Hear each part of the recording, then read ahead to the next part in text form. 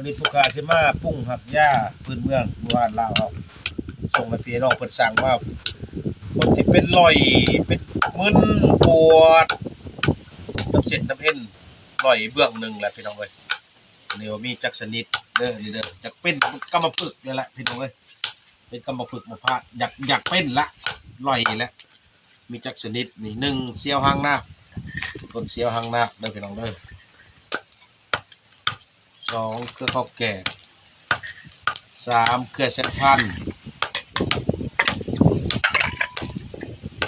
4ขีมีนเครือ5กกหมักแอนกกสมซืนกกสมซืน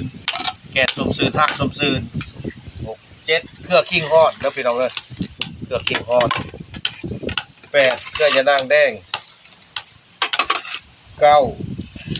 หญ้าคัดม่อน10เครือหมักเมื่อย